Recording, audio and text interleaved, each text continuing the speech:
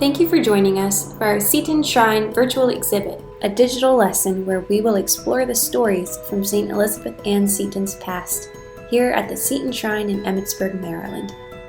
Some of the artifacts in this series haven't been shown to the public for years.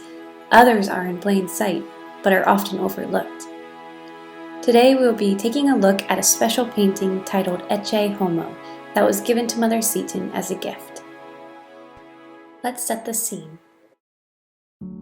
John chapter 19, verse 1 through 5.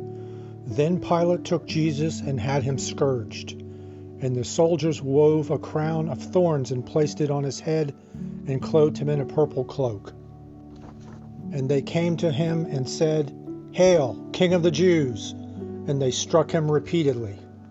Once more Pilate went out and said to them, "Look, I am bringing him out to you so that you may know that I find no guilt in him." So Jesus came out wearing the crown of thorns and the purple cloak, and he said to them, "Behold the man." Or in Latin, Ecce Homo. An Ecce Homo painting usually falls into two primary categories. One of a scourged head or half figure of Jesus, or a more narrative depiction of the judgment hall scene. The Ecce Homo image and deeper meaning was held in great reverence by Mother Seton. We know from the archived artifacts that Mother Seton had an Ecce Homo medal on her personal rosary and a small Ecce Homo medallion on a wooden stand. Mother Seton must have found great strength in the Ecce Homo image and meaning during her own struggles and challenges, as so frequently demonstrated in her writings.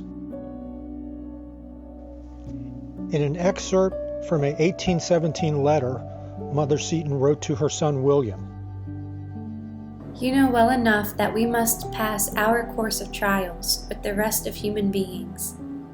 Those who have least of them are not the most enviable. For my part, I would like to think of all the pains I ever endured fully rewarded."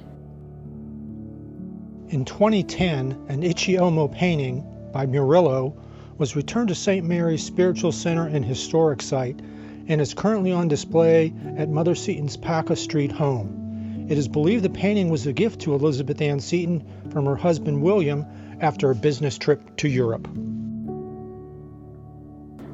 However, the most well-known Mother Seton Ecce Homo painting was the one that is currently displayed in the Emmitsburg White House, just right of the altar. This painting is believed to have been a gift, most likely given to Mother Seton by the Felici family or the O'Conway family. Later, during Mother Seton's daughter Rebecca's painful illness, she would write,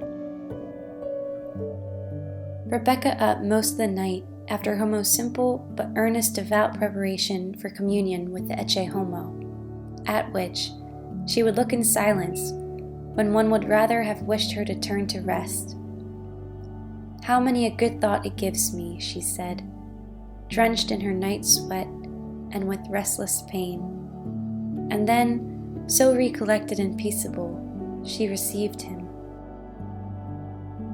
The Ecce Homo provided the dying Rebecca, in deep pain, suffering, and her final trial, a chance to reflect and obtain peace.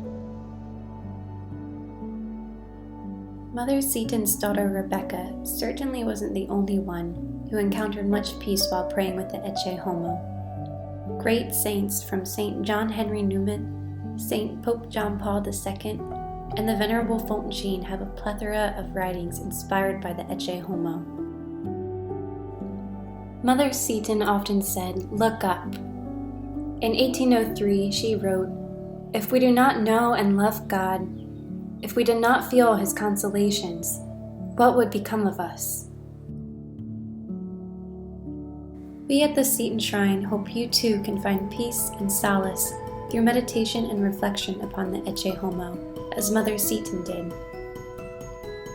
You can come see this painting for yourself, along with many other artifacts from our archives, which are currently on display. Stay tuned for our next Seton Shrine virtual exhibit.